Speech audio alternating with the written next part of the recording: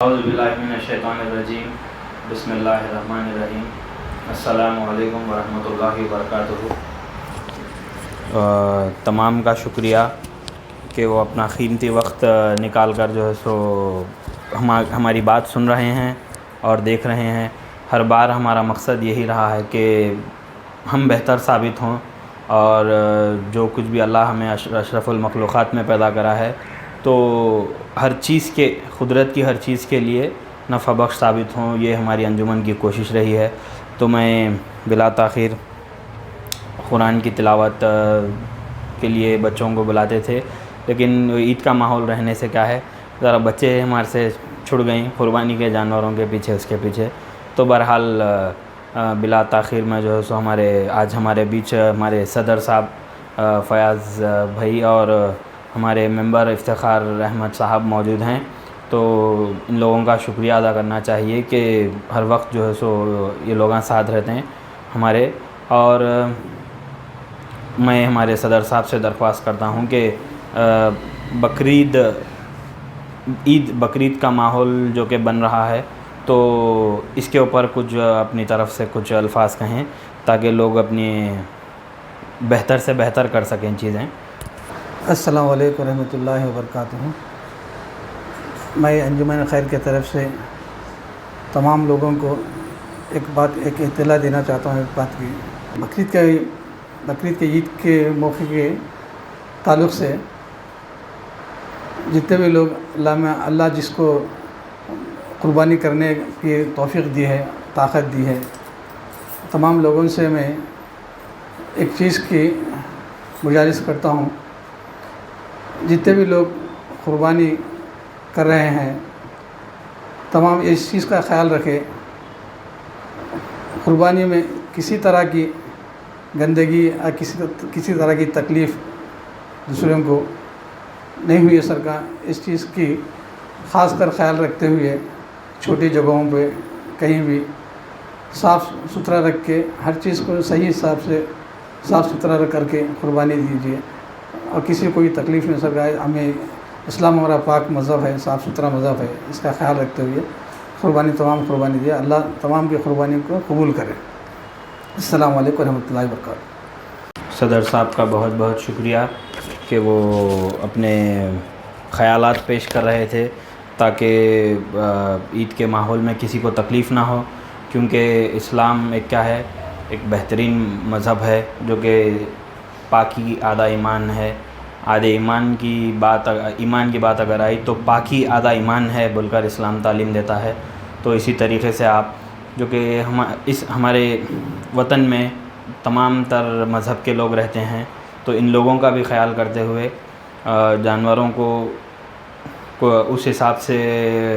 ذبح کریں تاکہ دوسرے لوگوں کو تکلیف نہ ہو، اور جو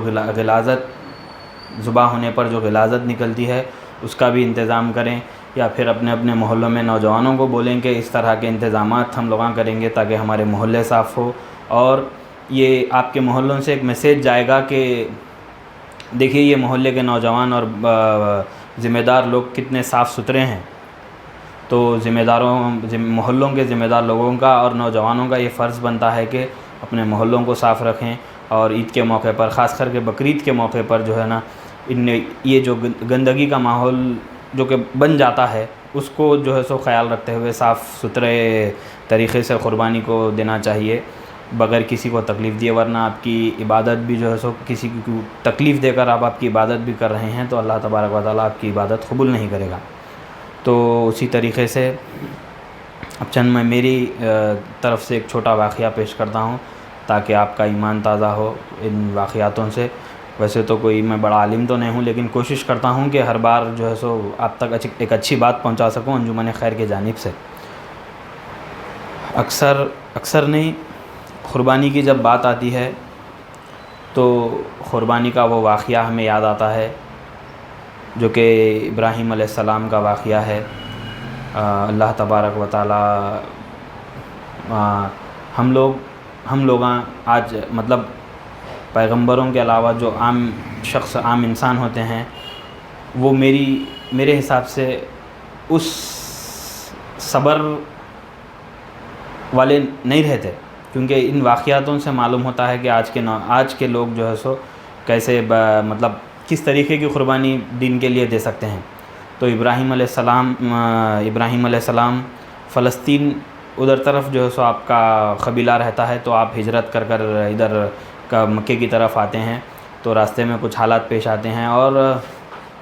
آپ کے والد جو ہے نا توحید پرست ہوتے ہیں، اور آپ کے چچا جو ہے نا بت پرست ہوتے ہیں۔ تو وہاں چھوٹے واقعات ہیں آپ سے علماء کو سننے کو ملیں گے۔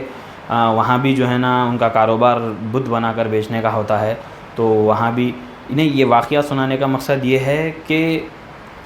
یہ جو تمام چیزاں ہیں اسلام کے تعلیمات جو بھی ہیں، یہ ہم لوگوں کو ہمارے گھر سے شروع کرنا چاہیے۔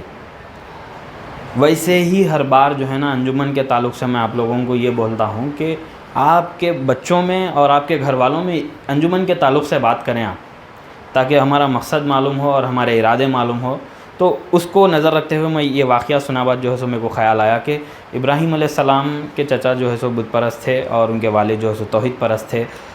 بت پرست جب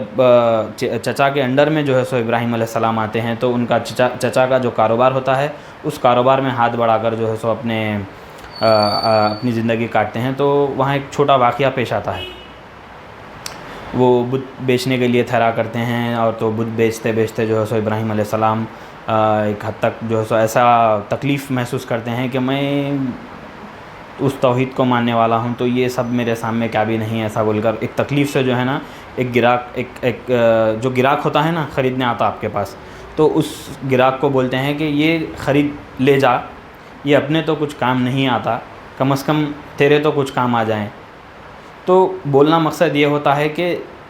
دیکھیے آپ کون سی چیز آپ کے واسطے فائدہ مند ہے، اور ابراہیم علیہ السلام کا وہ امتحان دیکھیے آپ، گھر والوں سے، اپنے کاروبار سے،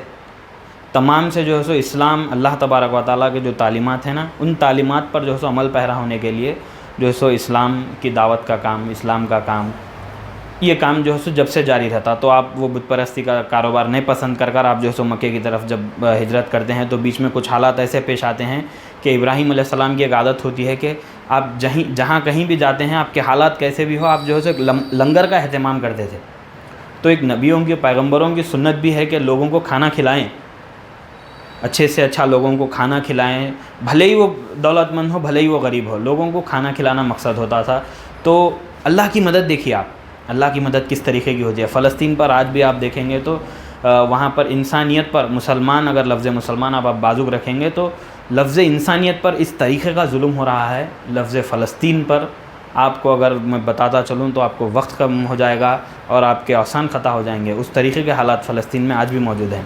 تو جب بھی کچھ ایسی جنگ چھڑی جاتی ہے تو لوگاں جو ہے سو فاقے، بھوکے پیاسے جو ہے سو نکل کر آتے ہیں، تو معلوم ہوتا ہے کہ یہاں ابراہیم علیہ السلام نامی شخص جو ہے سو اللہ کے نیک بندے ہیں، وہ شخص یہاں قیام ہیں، اور ان کا ایک معمول رہا ہے کہ وہ لنگر کا انتظام کرتے ہیں لوگوں کے لیے۔ تو ابراہیم علیہ السلام کو جب معلوم ہوتا ہے تو انتظامات کچھ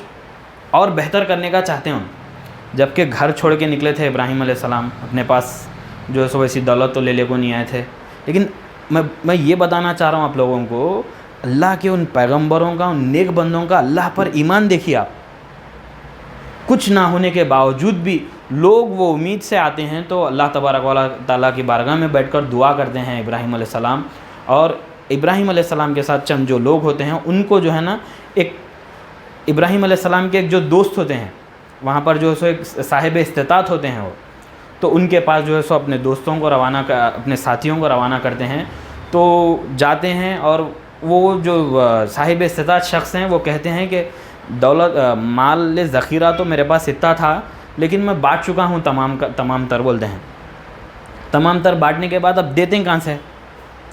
تو وہاں سے جو ابراہیم علیہ السلام کے خاص لوگاں جو ہے سو مدد طلب کرنے گئے تھے، وہ لوگ جو ہے سو مایوس ہو کر آتے ہیں، آتے وہ لوگاں کا ہجوم دیکھ کر، ابراہیم علیہ السلام کے جو مکان بنائے ہوتے ہیں اس کے ہجوم کے پاس جو لوگاں کا ہجوم دیکھ کر، یا اللہ تجھ بچانا ہمارے کو، تیرے ایک نیک بندے کا ارادہ اور اس کا مقصد یہ ہے کہ لوگوں کو کھانا کھلانا، پانی پلانا، یہ کام ہمیں لوگاں نہیں کر سک رہے بول کے ساتھیاں جو سوچتے ہیں، ابراہیم علیہ السلام کے ساتھیاں خالی چاول کے خالی تھیلوں میں ریتی بھر لے کر جاتے ہیں، تاکہ لوگ دیکھ کر مایوس نہ ہوں کہ خالی ہاتھ لوٹے ہیں۔ اب غور کریے آپ، اللہ کی مدد کس طریقے کی ہوتی ہے، ریتی بھر لے کر جاتے ہیں، تو جاتے ہیں تو ابراہیم علیہ السلام کے اہلیہ پوچھتے ہیں کہ کیا ہوا، حالات کچھ ایسے ہو تو ایسی کی بات ایسی، فلاں جو سو تقسیم کر چکے تھے جب تک، تو آپ اب اس وقت تو نہیں دیکھنا ہے کیا ہے، اب میں سناتا ہوں ابراہیم علیہ السلام کو بول کر دوست بولتے ہیں۔ تو ابراہیم علیہ السلام عبادت میں ہوتے ہیں، اپنے طریقے کی عبادت میں ہوتے ہیں، تو جب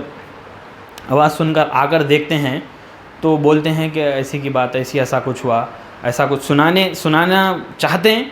اور جو ہے نا کھول کے اب کچھ بھی، اب ایک حادثہ آپ کے ساتھ ہوا تو آپ پہلے حادثہ دکھانے کی کوشش کرتے ہیں، بتانے کی کوشش کرتے ہیں، تو جب تھیلے کھول کر ایسا ہی سامنے رکھتے ہیں تو وہ ریتی کی جگہ اللہ تبارک و تعالیٰ وہ ریتی کو گندم میں تبدیل کر دیتا۔ جو گیہوں ہوتی ہے نا، گیہوں جس سے روٹی پکی جاتی، گندم، اس گندم میں تبدیل کر دیتا اللہ تبارک و تعالیٰ۔ تو ابراہیم علیہ السلام دیکھ کر مسکرا کر کہتے ہیں کہ یہ آپ کا، ابراہیم علیہ السلام کے اہلیہ کہتے ہیں کہ آپ کا دوست تو بڑا سخی ہے، بڑا مددگار ہے۔ تو ابراہیم علیہ السلام مسکرا کر کہتے ہیں کہ یہ مدد یہ اس دوست سے ہمارے تک پہنچی ہے جس کا میں بیان بھی نہیں کر سکتا۔ تو آپ ارادے اس طریقے کا رکھنا چاہیے اچھے کاموں میں، بھلے ہی آپ کی مٹھی میں کنکر ہو، تو یہ واقعہ آپ لوگوں، یہ واقعہ آپ کو مضبوط کر دیں۔ کیا امتحانات آپ کے ہمارے، یہ کاروباری امتحانات۔ ابراہیم علیہ السلام، نمرود وقت کا بادشاہ، اپنے آپ کو خدا جو ہے سو میں خدا ہوں بول کر بولنے لگاتا تھا لوگوں کو، ویسے کے سامنے جو ہے سو ابراہیم علیہ السلام ٹھہر گئے تھے اٹھ کر،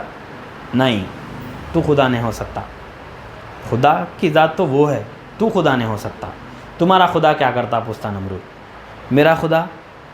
زندوں کو موت دیتا ہے اور موت جو مردار ہے اس کو زندہ کرتا ہے بولتے ہیں، وہ تو میں بھی کرتا ہوں بولتا نمرود۔ اور